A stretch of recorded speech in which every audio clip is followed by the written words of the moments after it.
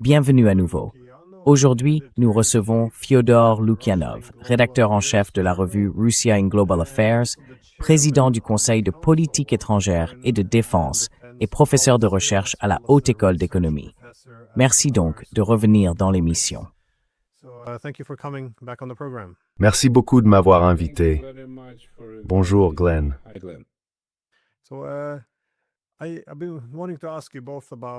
Je voulais vous interroger tous les deux sur la guerre en Ukraine et la guerre en Iran, sur la manière dont le monde apparaît depuis la Russie, mais aussi sur la façon dont la guerre en Iran affecte particulièrement la Russie. Mais je me suis dit qu'il serait bon de commencer par la guerre en Ukraine. Cette guerre a beaucoup changé au cours des 4 ans et demi écoulés, dans la manière dont elle est menée, comme dans le degré d'implication des différents participants. Mais les participants eux-mêmes ont aussi changé au cours de ces 4 ans et demi. Les positions des dirigeants européens et de la Russie se durcissent particulièrement, et la volonté de prendre des risques augmente. Je me demandais simplement, où voyez-vous cette guerre se diriger aujourd'hui? Parce qu'elle semble s'intensifier.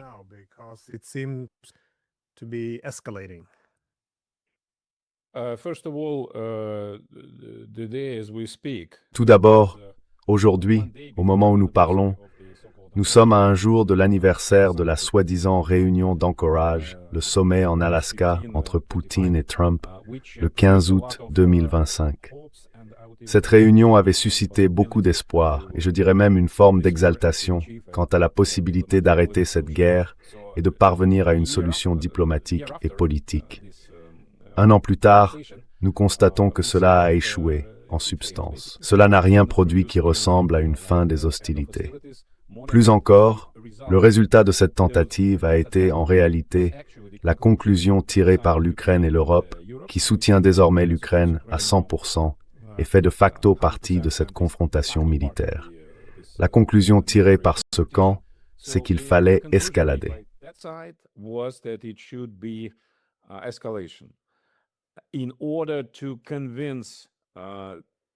Pour convaincre la partie américaine, et le président Trump en particulier, que son idée, sa conclusion à l'époque, selon laquelle l'Ukraine était vouée à perdre cette guerre et devait donc faire des compromis le plus vite possible, abandonner le Donbass et satisfaire les exigences minimales de la Russie, était erronée. Il fallait le convaincre que l'Ukraine était capable de résister et même peut-être de gagner. Et ce que nous avons vu tout au long de cette année, surtout depuis ce printemps, c'est une escalade constante du côté ukrainien, soutenue par les Européens. À ce stade, ils ont donc partiellement réussi. Je veux dire, ils n'ont pas réussi à faire changer d'avis le président Trump, mais au moins à influencer son opinion.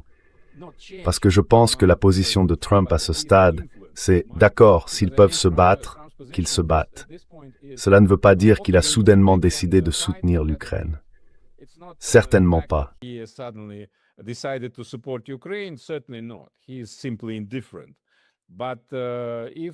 est tout simplement indifférent. Mais s'ils le peuvent, pourquoi pas, qu'ils essayent. Et pour revenir à votre question, ce que nous voyons aujourd'hui, c'est une escalade. Une escalade du côté ukrainien qui a commencé avec l'accroissement de la capacité à mener des frappes à longue portée en profondeur sur le territoire russe. Cette escalade en a entraîné une autre du côté russe.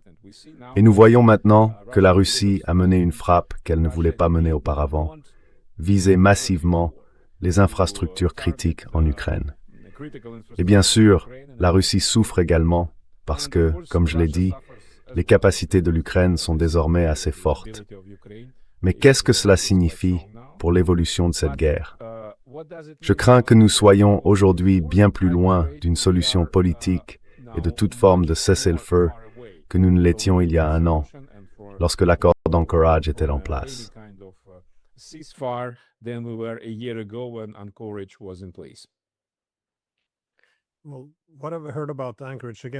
Eh bien, qu'avons-nous entendu au sujet d'Anchorage? Là encore, nous ne savons pas exactement quel était l'accord, mais il reposait surtout sur une proposition américaine. Le Donbass devait évidemment revenir à la Russie. Mais des rumeurs disaient que pour Kherson et Zaporizhia, cela pourrait aboutir à un simple gel des lignes de front là où elles se trouvaient. Là encore, tout cela reste flou. Le texte n'a jamais été rendu public. Mais ce sont les Américains qui l'ont proposé, et ce sont aussi eux qui ont fini par s'en détourner. Et maintenant, on voit cette idée selon laquelle, s'ils menaient simplement des frappes en profondeur sur le territoire russe, cela ferait pression sur la société russe et donc aussi sur le Kremlin. La Russie serait alors plus souple et ferait davantage de concessions. Mais ce qui n'est pas clair pour moi, c'est ce qu'ils veulent que la Russie fasse au-delà de cela. S'agit-il simplement d'accepter l'idée d'un cessez-le-feu inconditionnel? Parce qu'il semble que ce serait inacceptable d'emblée. Alors, selon vous, quelles sont les voies possibles aujourd'hui pour mettre fin à cette guerre par la diplomatie? Ou bien ces voies sont-elles désormais épuisées?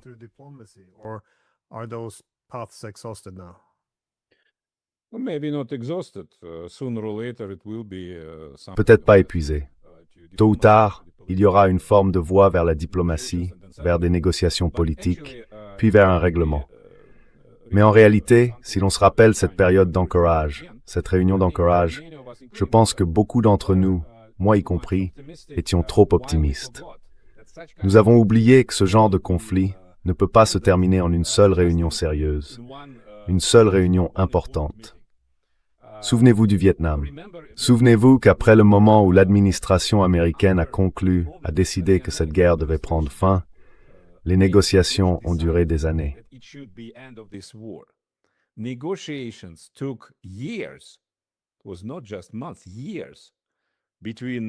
Ce n'était pas seulement une question de mois, mais d'années, entre, je ne sais pas, 68 et 73, 74, voire 75.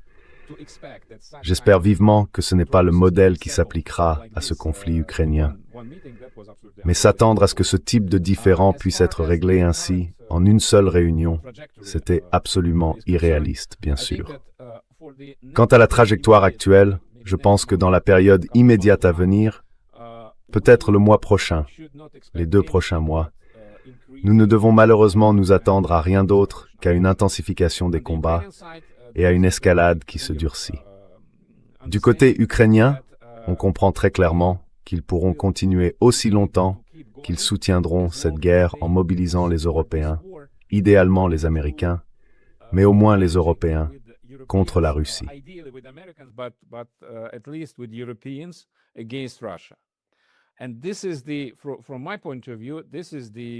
Et ceci est, de mon point de vue, le fondement, la base de toute la mécanique politique de cette guerre. Et paradoxalement, dans le cas de l'Ukraine, je peux même le comprendre. Je n'ai absolument aucune sympathie pour eux, mais je comprends que cela puisse être rationnel pour Zelensky et toute son équipe. Ce qui me paraît moins rationnel, c'est le comportement des Européens. Car ils ont volontairement fait de l'Ukraine et de la guerre contre la Russie un élément central de toute l'idée de cette Union européenne nouvellement créée ou en train d'émerger. Il devrait donc s'agir d'une confrontation permanente avec la Russie, fondée sur la capacité de l'Ukraine à se battre et sur les capacités européennes à soutenir ce combat financièrement et techniquement, peut-être indéfiniment.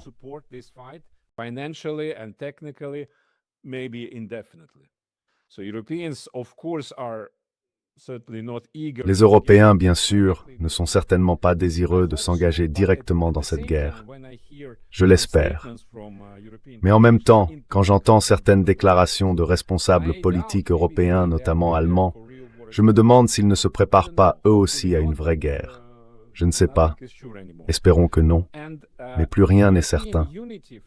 Et l'unité européenne, à mon sens aujourd'hui, repose très largement sur l'existence de cette menace russe. Ce n'est plus une menace générale. Elle est très concrète et ils essayent de la présenter au public comme une menace imminente, une attaque directe de Poutine contre l'Europe, contre la partie européenne de l'OTAN. Et cela signifie qu'une logique est très répandue. Plus longtemps nous soutenons l'Ukraine, plus longtemps Poutine est occupé par cela et probablement ne nous attaquera pas.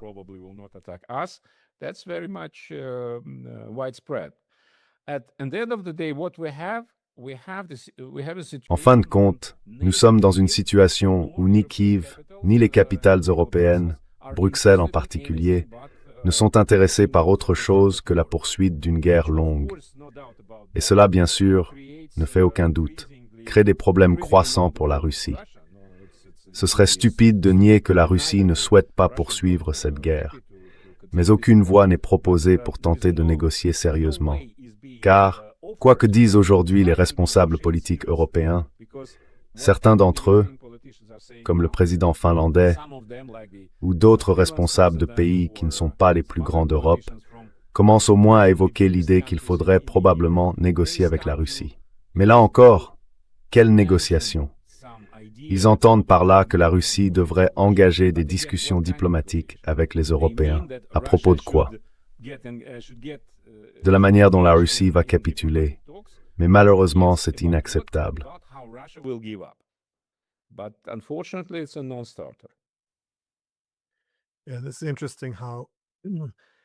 Ce qui est intéressant, c'est qu'on ne parle pas de paix, seulement de vaincre la Russie. Je trouve ça intéressant, surtout venant des Allemands. Mais encore une fois, ce que vous dites, c'est aussi ce que j'entends de sources américaines. Les dirigeants européens sont devenus le principal obstacle à tout règlement. Parce que, eh bien, non seulement ils ont boycotté la diplomatie ces 4 dernières années et demie, mais la seule voie vers la paix qu'ils envisagent, c'est un cessez-le-feu inconditionnel. Et ils disent assez ouvertement qu'ils l'utiliseraient pour reconstituer les troupes ukrainiennes et éventuellement envoyer les leurs comme soldats de maintien de la paix.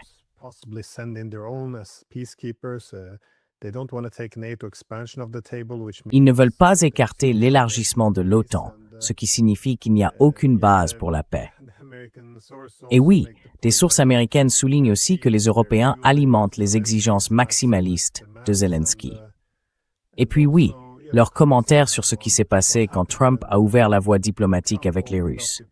Il y a eu, en substance, une panique. Ils ont tous pris l'avion pour Washington et ont essayé de le convaincre que la seule paix qui puisse fonctionner, c'est un cessez-le-feu. Et vous savez, on ne peut faire confiance à rien de ce que disent les Russes. Et voyons, essayons d'abord de bombarder un peu les Russes, de faire pression sur eux pour obtenir un meilleur accord. Donc, en substance, que Trump fasse ce que Biden a fait. Mais il est difficile de comprendre cette position des Européens.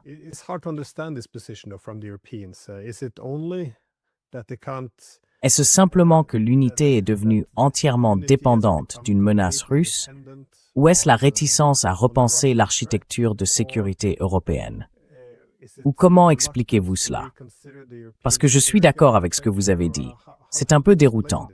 Je peux comprendre la position russe. Ils voient cela comme une menace existentielle. Je pense que les Ukrainiens aussi y voient à juste titre une menace existentielle. Mais pour les Européens, je ne comprends pas vraiment cet aspect-là. Je veux dire, les Américains veulent soit transférer la guerre aux Européens, soit y mettre fin pour pouvoir se concentrer ailleurs. Cela a aussi du sens. Mais la position européenne, j'ai du mal à la comprendre. Est-ce seulement cet aspect-là? Ils ont besoin des Russes pour préserver leur unité.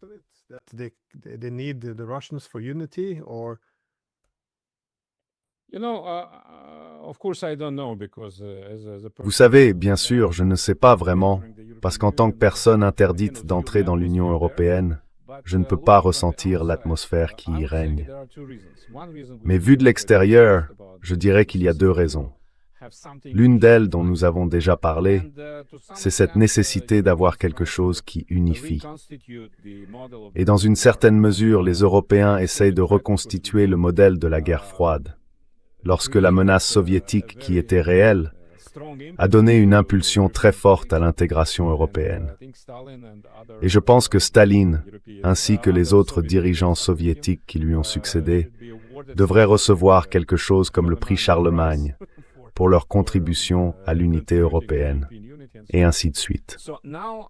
Aujourd'hui, je pense donc que les Européens essaient de trouver quelque chose de cet ordre-là. La différence, c'est que l'Union soviétique faisait partie de la confrontation mondiale et que l'Europe était un élément central de cette confrontation.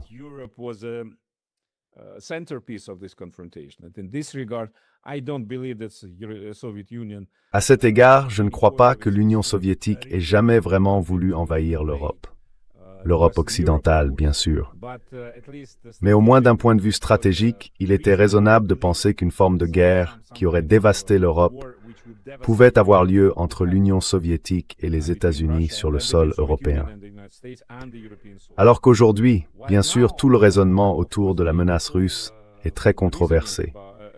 D'un côté, la Russie est présentée comme une puissance extrêmement faible, en déclin, incapable de vaincre l'Ukraine, même l'Ukraine. Et en même temps, la Russie serait une terrible menace qui envahirait l'Europe immédiatement après l'Ukraine, ou peut-être même pendant la guerre en Ukraine. C'est donc vraiment absolument absurde.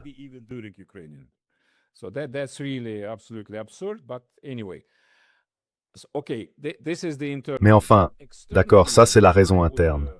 La raison externe, dont je dirais qu'elle existe, est un peu plus compliquée. Si l'on regarde la configuration internationale aujourd'hui, et surtout dans les années à venir, on peut supposer que le rôle de l'Europe va décliner, objectivement. Il ne s'agit pas d'aimer ou de ne pas aimer cela, c'est objectif. La situation générale, la situation internationale, évolue vers quelque chose de complètement différent de ce qu'elle était au XXe siècle ou au début du XXIe siècle, quand l'Europe jouait un rôle important sur la scène internationale, sur le plan géopolitique et avant tout économique, et ainsi de suite. Et en réalité, il n'y a aucun moyen évident, aucune voie évidente qui permettrait à l'Europe d'inverser cette tendance.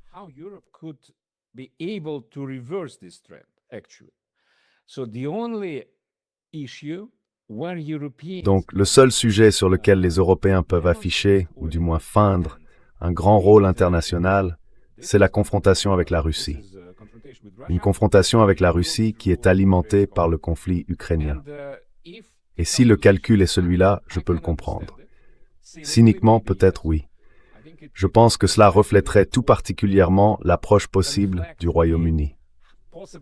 Car surtout après l'effondrement de l'Empire britannique, quand le Royaume-Uni est devenu la petite Angleterre, comme on se souvient de ce syndrome des années 60 et 70, ils ont réussi à chercher à trouver des moyens d'imiter un rôle international avec les Européens, avec les Américains, avec l'Ancien Empire, et ainsi de suite. Ils sont très habiles à cela. Et maintenant, je pense que les Européens, dans leur ensemble, cherchent en fait à reproduire ces tactiques britanniques.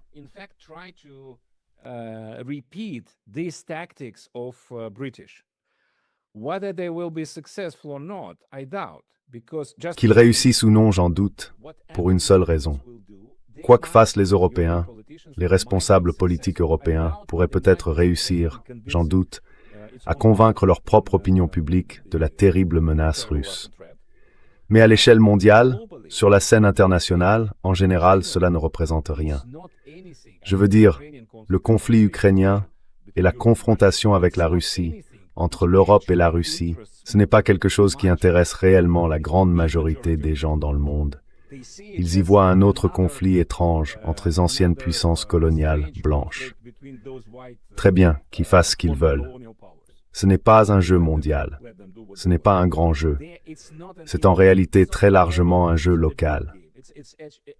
Alors que les Européens pensent pouvoir, grâce à cela, revenir à une position centrale dans les affaires internationales, Rudy Barrel worse to sell.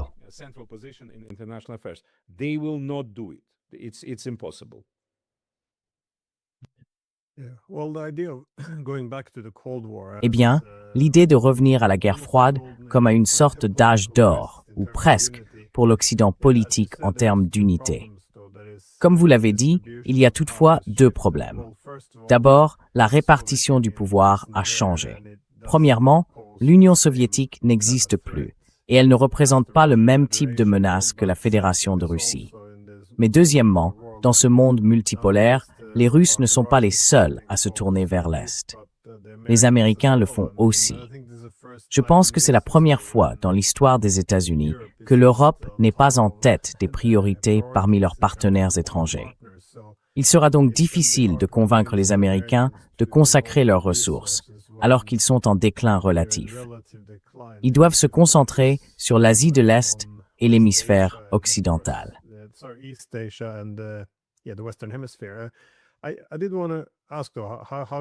Je voulais toutefois vous demander quel est votre ressenti à Moscou concernant un durcissement de la position russe. Car au cours des 4 dernières années et demie, nous avons vu l'implication de l'OTAN se renforcer. Les Européens en particulier sont plus ouverts à ce sujet. Mais bien sûr, les Américains restent eux aussi très impliqués. On a le sentiment que la dissuasion russe s'est affaiblie. Et l'on a parfois l'impression qu'à Moscou, ils en sont arrivés à la conclusion que la retenue est désormais dangereuse, qu'elle revient, si vous voulez, à une dangereuse politique d'apaisement envers l'OTAN, étant donné qu'ils ne craignent plus la Russie comme auparavant. La dissuasion a disparu. Donc il serait temps de durcir la position face aux pays de l'OTAN, surtout les Européens. Est-ce que vous percevez ce type de réflexion, ou est-ce que cela se manifeste au-delà de la rhétorique? Voyez-vous des changements dans les actes?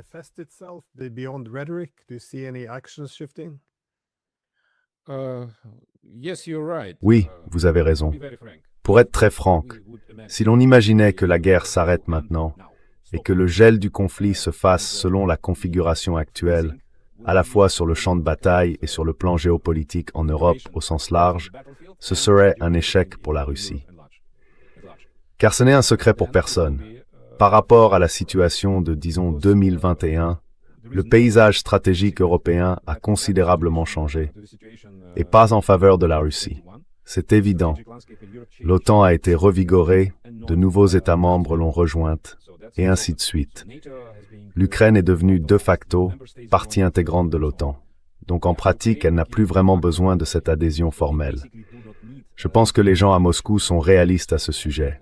Symboliquement, c'est important, mais concrètement, ce ne l'est plus. Nous sommes donc au milieu d'un profond remaniement de l'ensemble de la situation sécuritaire européenne.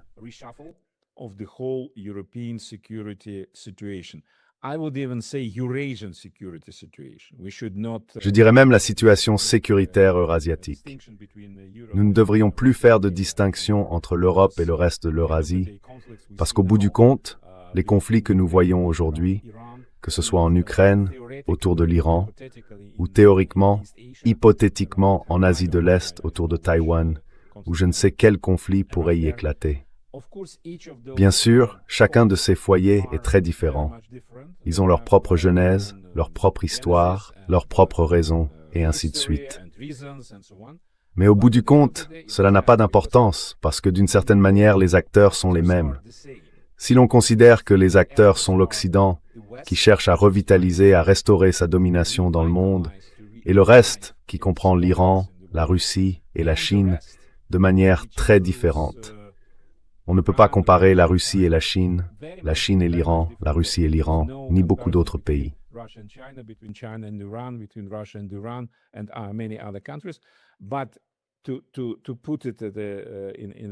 Mais pour replacer cela dans un cadre plus global, je déteste cette expression, mais il y a quelque chose de vrai dans ce que certains disent à propos de la Troisième Guerre mondiale, qui se déroule autrement.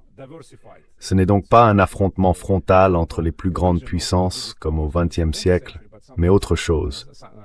Mais c'est aussi une guerre mondiale, une nouvelle guerre mondiale.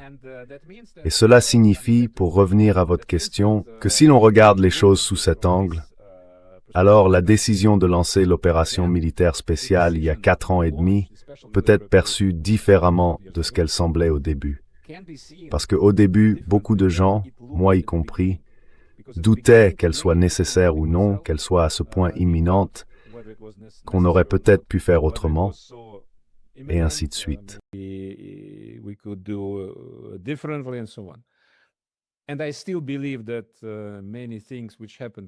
je continue de penser que beaucoup de choses qui se sont produites à cette époque devraient être étudiées attentivement par la suite, afin de ne pas répéter les erreurs commises par toutes les parties, y compris la partie russe. Mais cela étant dit, aujourd'hui, comme nous le voyons, cela fait partie d'un grand remaniement mondial, mené par des moyens très violents, sans aucune règle du jeu. Et de ce point de vue, la tâche de la Russie est, pour ainsi dire, de renforcer sa position par tous les moyens possibles dont elle dispose. Il ne s'agit pas de vaincre l'Ukraine, ni même de vaincre l'Europe. Il s'agit du positionnement futur de la Russie sur la scène internationale. Quant à savoir si nous réussirons ou non, je ne peux pas encore répondre. Malheureusement, c'est une lutte très très longue et très très difficile. Mais aujourd'hui, alors qu'au départ j'étais sceptique, je vois désormais beaucoup plus de sens dans ce qui a commencé en 2022. Et je pense que maintenant, Now I see much more reason in what started 2022. And I nous think pouvons être mécontents de la manière dont la situation en Europe a évolué. Mais nous ne devons pas regarder cela uniquement à travers le prisme européen. C'est un élément d'un très très vaste bouleversement international. Et l'ensemble de ce bouleversement, pas seulement sa dimension européenne, aura un impact sur les intérêts russes. Et la Russie doit démontrer avant tout sa résilience. Ensuite, sa force. First of all, its resilience. Secondly, its strength. Eh bien, si, il y a quelques années, vous aviez voulu expliquer comment une guerre mondiale commencerait, vous auriez probablement regardé la répartition des puissances. Et si vous constatez que ce qui définit notre époque, c'est le déclin de l'hégémonie américaine, vous vous attendez alors au conflit le plus prévisible. Les États-Unis cherchent à préserver leur position hégémonique en repoussant les puissances rivales. Cela veut dire une guerre économique contre la Chine, une guerre par procuration contre la Russie, et si de ceci, une guerre directe contre l'Iran. Eh bien, on voit un peu tout cela. Et puis on voit certaines de ces guerres commencer à se rejoindre. Pendant un court moment, on a eu l'impression que Zelensky pourrait chercher à fusionner la guerre en Ukraine avec la guerre contre l'Iran.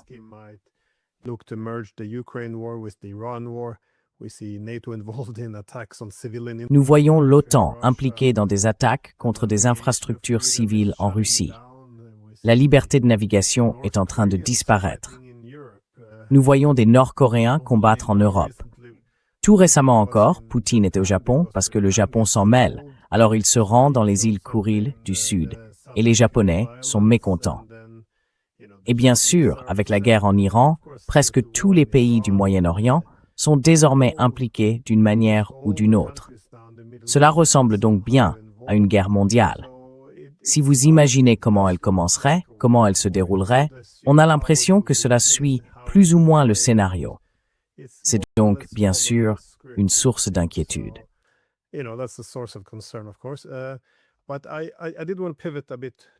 Mais je voulais tout de même aborder brièvement l'Iran pour finir. Cette guerre en Iran a évidemment détourné une grande partie de l'attention américaine et des moyens militaires, non seulement de l'Europe, mais aussi de l'Asie de l'Est vers le Moyen-Orient. Mais au lieu d'être employés contre la Russie, ils le sont contre l'Iran. Cela a donc un effet. Je mettrai cela dans la colonne des avantages pour la Russie. Cela dit, vous savez, il ne faut pas non plus trop simplifier. Et je me demandais comment vous voyez les conséquences de cette guerre en Iran pour la Russie, en particulier à long terme. Parce que vous savez, une fois que ce sera terminé, le monde ne sera plus le même.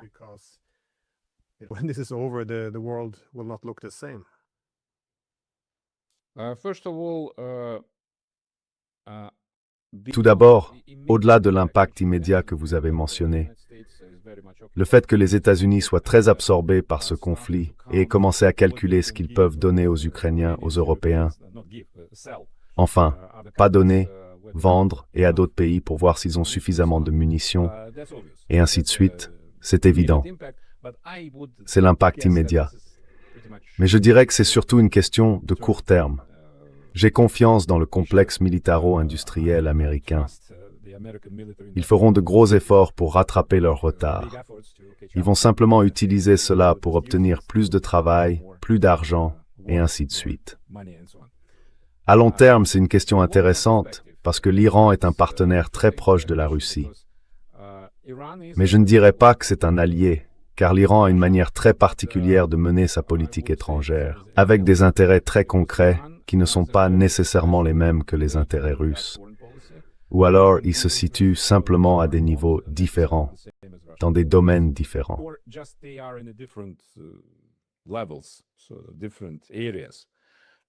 Um, I guess that the main lesson from Iran. Je suppose que la principale leçon à tirer de l'Iran, c'est qu'un pays très largement plus faible que son adversaire, que son agresseur, peut résister efficacement et infliger des dégâts considérables s'il est déterminé à répondre immédiatement et inévitablement.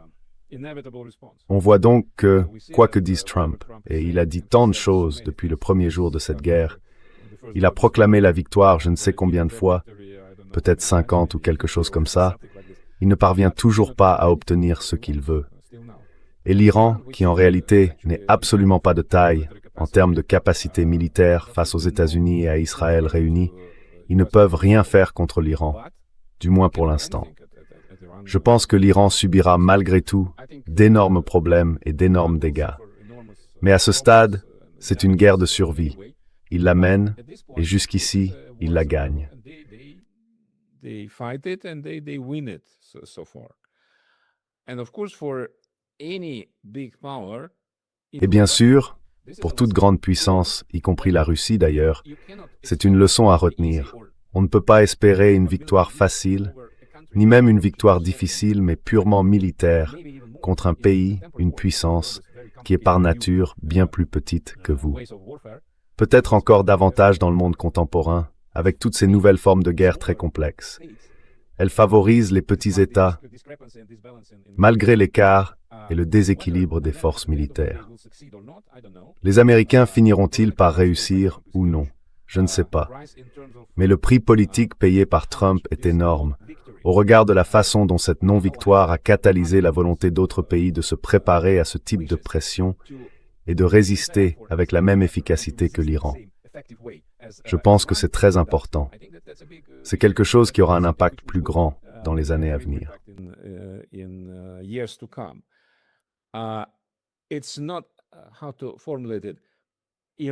Ce n'est pas la question de savoir comment le formuler. La guerre en Iran a montré que vous n'êtes absolument pas condamné à échouer si vous êtes attaqué par un ennemi bien plus puissant. Et je pense que c'est une leçon très importante. Alors, concrètement, qu'est-ce que cela signifie pour la Russie? Je pense que si l'Iran survit et continue de se renforcer comme acteur géopolitique au Moyen-Orient, la Russie pourra utiliser ses liens privilégiés avec l'Iran pour regagner une partie de son influence dans la région. Une influence que la Russie a bien sûr partiellement perdue pendant la guerre en Ukraine, parce qu'elle s'est concentrée sur un autre sujet. Et concernant le soutien que la Russie a apporté à l'Iran, je pense que les Iraniens ne sont pas des partenaires faciles, mais ils se souviennent des bonnes choses qui ont été faites pour eux. Et ils se souviennent aussi très bien des mauvaises.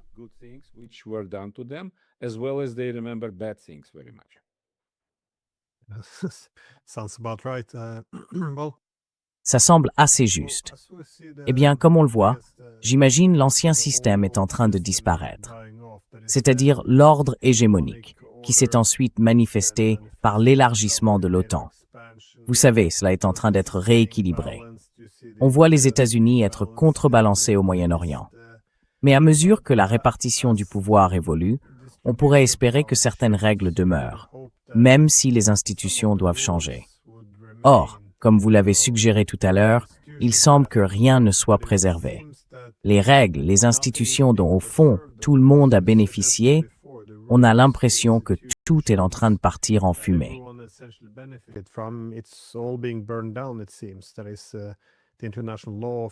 C'est-à-dire le droit international, la liberté de navigation, le fait de ne pas s'emparer d'actifs souverains, les règles informelles des guerres par procuration, tout simplement les bases de la diplomatie.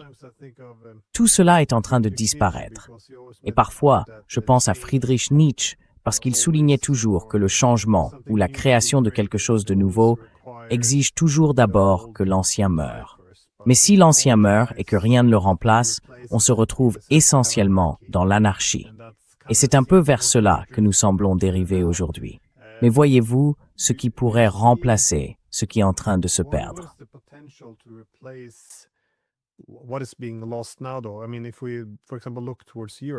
Je veux dire, si l'on regarde par exemple du côté de l'Europe, Depuis la fin de la guerre froide, et surtout après la dissolution de l'Union soviétique, les Russes poussaient fortement en faveur d'une architecture de sécurité européenne commune, d'abord avec l'OSCE.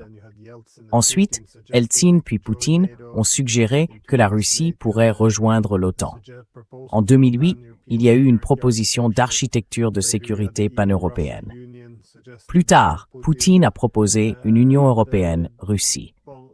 Et bon, tous ces objectifs d'une maison européenne commune, si vous voulez, sont désormais plus ou moins tombés à l'eau.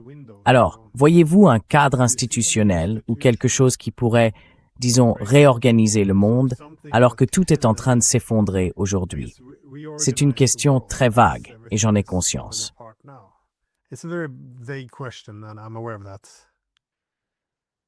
I'm afraid not. I don't see it. Vous savez, j'en ai bien peur. Je ne le vois pas.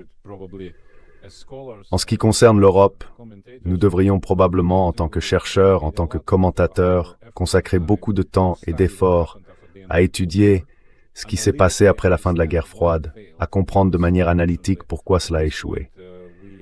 Car malheureusement, à ce stade, nous sommes tous très émotionnels, des deux côtés, à propos de cette période.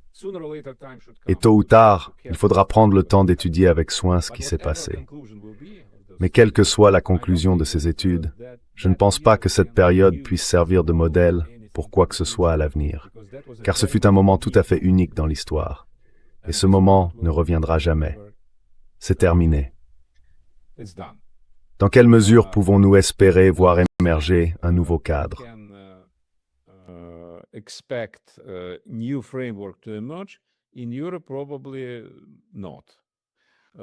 En Europe, probablement pas. Parce qu'à ce stade, on ne peut que constater que la haine et le climat de confrontation entre la Russie et le reste de l'Europe sont énormes. Et je ne vois tout simplement pas sur quelle base pourrait émerger quoi que ce soit qui servirait de modèle à un nouvel accord ou à un nouveau cadre. Nous savons par l'histoire que les ordres européens émergent après de grandes guerres. Sinon, essayer n'a absolument aucun sens. Personne ne respectera les règles. Et si nous aurons besoin d'une grande guerre à nouveau, je l'espère non. Tout simplement pour une raison. Le cadre européen est en réalité bien moins important qu'il ne l'était dans l'histoire, parce que l'Europe elle-même est bien moins importante qu'elle ne l'était dans l'histoire. Et la nouvelle configuration devrait émerger à l'échelle mondiale, pas à l'échelle locale.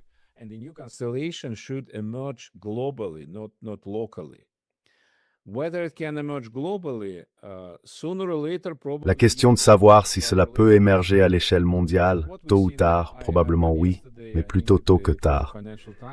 Et ce que nous voyons aujourd'hui, j'ai lu hier, je crois que c'était dans le Financial Times, l'interview de M. Grossi, qui veut devenir le prochain secrétaire général des Nations Unies.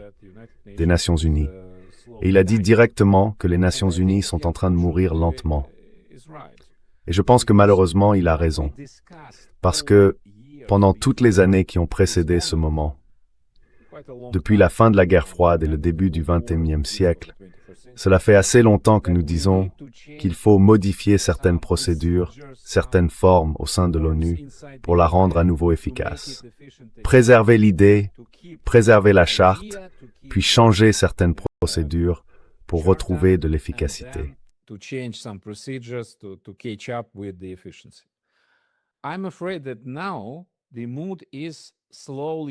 J'ai bien peur que l'état d'esprit évolue lentement vers autre chose.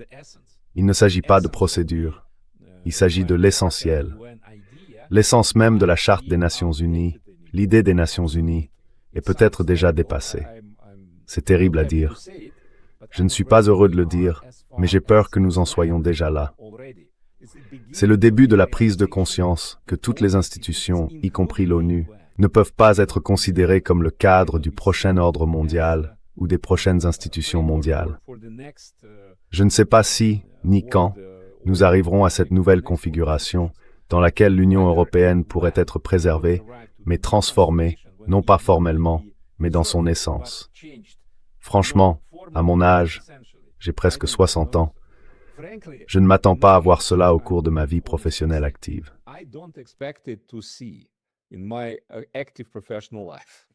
J'ai des situations déprimantes de téléméthode. Salé. I'm sorry. Well, J'espère me tromper complètement. hopefully I suspect Oui, you're right. espérons-le. It's, Mais je pense que vous avez raison. Comme vous le disiez, il est difficile d'imaginer un tel changement de l'ordre mondial en partant d'un système hégémonique. Pas même vers un système multipolaire, mais vers quelque chose que nous n'avons jamais vraiment connu auparavant. Un monde multipolaire à l'échelle mondiale, où la puissance dominante sera probablement la Chine, qui n'est même pas un pays occidental. Je veux dire, nous n'avons jamais vraiment vu ça auparavant. L'idée que les responsables politiques puissent s'adapter à un ordre aussi nouveau et l'institutionnaliser sans grande guerre. Il existe peu de précédents historiques. D'habitude, il faut une grande guerre avant que les pays soient prêts à s'asseoir et à faire des choix douloureux. Enfin, pas forcément douloureux, mais à réorganiser le monde. Je ne vois pas ça se produire. En tout cas, quand on n'arrive même pas à se téléphoner et à se parler, la situation paraît très sombre. Oui. Enfin bref, merci beaucoup. Je sais que vous êtes en vacances, donc désolé de vous déranger, mais je vous remercie d'avoir pris le temps. Sorry to disturb you, but I appreciate you taking the time. Merci beaucoup, Glenn. Au revoir.